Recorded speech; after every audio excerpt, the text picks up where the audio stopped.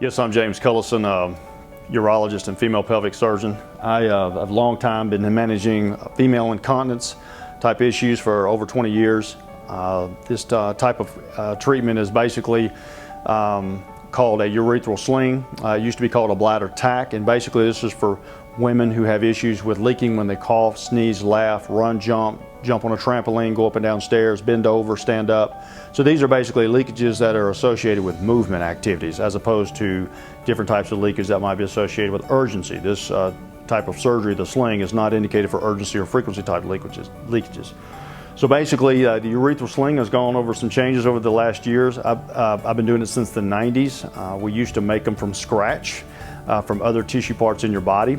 But now it's, and you'd have to stay in the hospital 3 days with a catheter, and you'd go home with a catheter for a couple of weeks, and had a lot more pain involved and bigger incisions. Now there is no outside incision. The surgery now is done through the vagina through an incision about 3/4 of an inch. And the surgery takes anywhere from 30 to 45 minutes. It has no downtime. We have a lot of women who do this on Fridays and they go back to work on Mondays. They can go back taking a shower the next day. They just can't lift anything over 5 pounds for about a month. So basically, to be evaluated for this, we typically examine you in the office to look for any kind of pelvic weaknesses through the vagina that would indicate that the musculature, the fascial support is deficient, to see if you're a candidate for this, and then we may set you up for a bladder test called urodynamics. Unfortunately, medication and exercise is done poorly for this type of urinary incontinence, and people typically are seeking out having a urethral sling because it solves it immediately at the time of surgery. So again, you go to surgery. We do a lot of these on Fridays. It's outpatient, takes 30 to 45 minutes. You basically will have an incision on the vagina that you will not realize that you have. There will not be no incision. There will not be any incisions on the outside. And basically what it is a small strip of material that's made of polypropylene mesh. It's also used, this material, in the chest for male groin hernias, for umbilical hernias. It's a very common material. The sling mesh went through a lot of controversies in the late 2000s, starting around 2007 to about 2011. Everybody's seen the television commercials. These issues have since resolved. The product that we're currently using was was on the market prior to all that controversy, and we're still using it today, and it's the one that's most commonly used in the world. And so over 90% of the time when someone has stress urinary incontinence, this is the surgery of choice and is done all over the world. Basically, a mid-urethral sling is made of material that looks just like this. It's got kind of a lattice material, and it's got just a little bit of stretch to it, not much.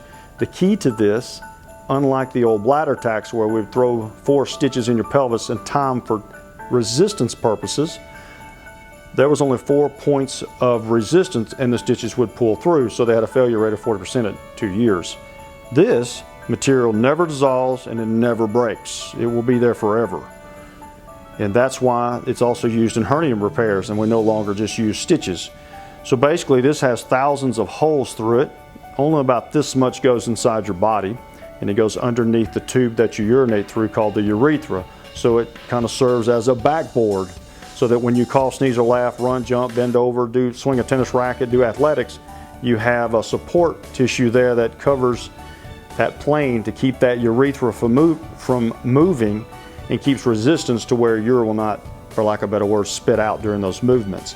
So basically, having a prefabricated material such as this has whittled the surgery time down to about 30 minutes. It's very quick and requires, like I said, a 3/4 inch incision in order to place this from one side of your pelvis to the next to make recovery very fast, healing fast, very low chance of any type of rejection or infection. In fact, those that are doing at least approximately 50 of these a year typically have a reoperation rate of less than 3%, or any type of complication less than 5%, which was much lower than traditional bladder tacks or artificial made slings back in the 90s.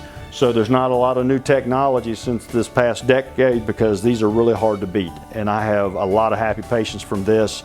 They pretty much can expect it to have over a 90% success rate unlike its predecessors, and can last up to 10 years. And it can be redone if necessary. If you're interested in having a urethral sling procedure for stress urinary incontinence, you're welcome to call our office at 770-834-6988 and make an appointment.